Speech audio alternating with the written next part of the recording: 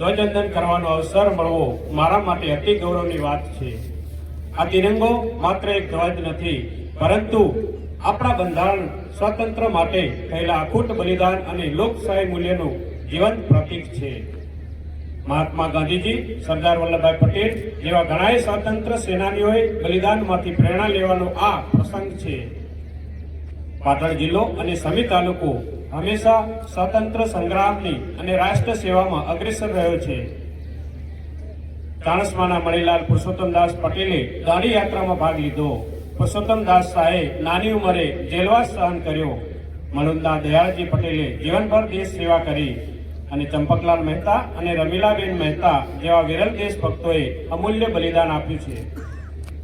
આજે આપણી ફરજ છે કે તેમના સત્કાર અને સ્વતંત્રતાને સાચવીને રાષ્ટ્રની સેવા અને પ્રગતિમાં યોગદાન આપીએ।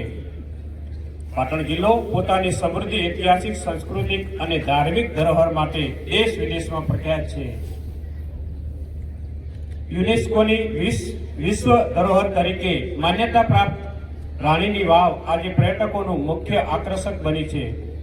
રાણીની વાવને 100 રૂપિયાની નોટ પર સ્થાન મળવું એ પાટણ માટે ગૌરવની વાત છે। પાટણનું પટોળું તેની અનોખી કળા અને પરંપરાગત કારણે વૈશ્વિક ઓળખ સાથે જીઆઈ ટેગ પ્રાપ્ત કરી ચૂક્યું છે। ફાટે પણ ફીટે નહીં, પડી પટોળે ભાત જેવી કહેવત પાટણની સંસ્કૃતિ, શ્રમ અને કુશળતાનું પ્રતિબિંબ છે। મિત્રો, આજે ભારત દેશ માનનીય વડાપ્રધાન શ્રી નરેન્દ્રભાઈ મોદીના નેતૃત્વમાં વિકસિત ભારત 2047ના સંકલ્પને સાકાર કરવા તેમજ ગતિએ આગળ વધી રહ્યું છે। સૌનો સાથ, સૌનો વિકાસ, સૌનો વિશ્વાસ અને સૌનો પ્રયાસ, આ ધ્યેય મંત્ર સાથે ગુજરાત આગળ વધી રહ્યું છે। ભારતના ગ્રોથ એન્જિન તરીકે ગુજરાતે રાજકીય, આર્થિક, સામાજિક અને સાંસ્કૃતિક ક્ષેત્રમાં સારી પ્રગતિ કરી છે। માનનીય વડાપ્રધાનશ્રીની પ્રેરણાથી આપણે તારીખ 7, 8 થી 15 જાન્યુઆરી 2026 દરમિયાન સોમનાથ સ્વાભિમાન પર્વની ઉજવણી કરી, જે સોમનાથ પરના પ્રથમ આક્રમણના 1000 વર્ષની પૂર્ણાહુતિ અને સરદાર વલ્લભભાઈ પટેલના મંદિરના જીર્ણોદ્ધારના 75 વર્ષની યાદગારી અપાવે છે।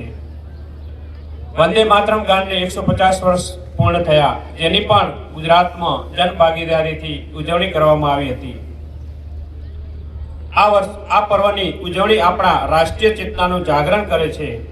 જનનાયક ભગવાન બિરસા મુંડાની સ્મૃતિ વર્ષ 2025ને જનજાતીય ગૌરવ વર્ષ જાહેર કરેલ માન્ય વડાપ્રધાન શ્રી ઉપસ્થિતિમાં ડેડિયાપાડા ખાતે ઉત્સવ ઉજવી 9700 કરોડની વધુના વિકાસ કાર્યોનું લોકાર્પણ કર્યું હતું। પૂર્વ વડાપ્રધાન શ્રી અટલ બિહારી વાજપેયીના જન્મદિવસ 25 ડિસેમ્બરે સુશાસન દિવસ તરીકે પણ આપણે ઉજવીએ છીએ।